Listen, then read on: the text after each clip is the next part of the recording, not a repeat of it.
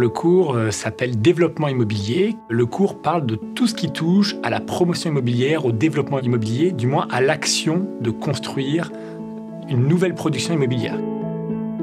Le cours s'adresse à toute personne qui a un intérêt dans l'immobilier. Donc ça peut être des ingénieurs, ça peut être des architectes, ça peut être des gens qui travaillent déjà dans l'immobilier, en évaluation immobilière ou en investissement immobilier. L'objectif principal, c'est d'être capable de comprendre un projet de développement immobilier de A à Z.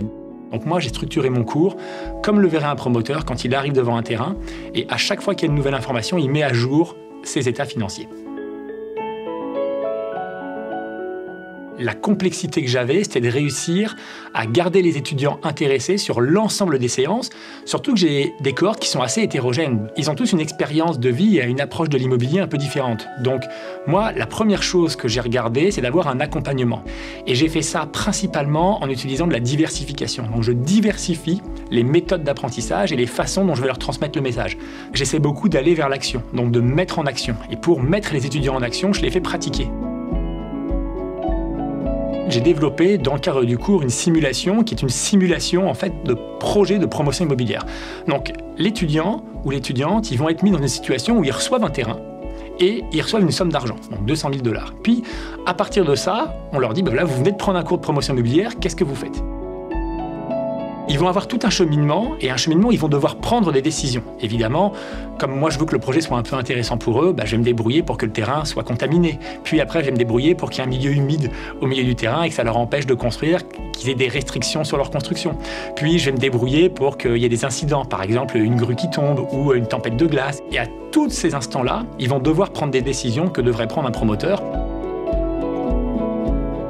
Aussi, ils doivent analyser l'entièreté d'un projet de promotion immobilière, puis d'un vrai projet de promotion immobilière. Donc ils doivent trouver un promoteur, rencontrer un promoteur, aller visiter le projet et analyser ce projet.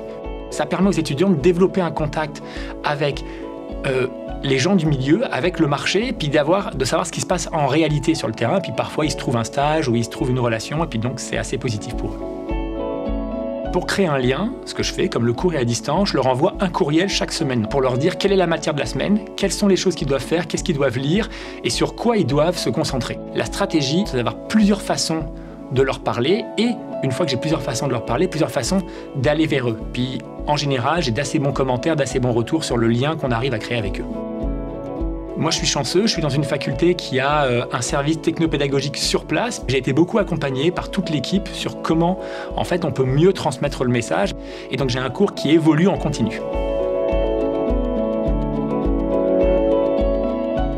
Transmettre aux étudiants, c'est quelque chose de très important pour moi et ça représente un énorme travail derrière qu'on met dans les cours. Ce travail est reconnu par SPRI, puis moi je remercie beaucoup l'université et toutes les personnes qui m'ont accompagné pendant ces années parce qu'on est dans une université qui valorise l'enseignement et c'est très très bien.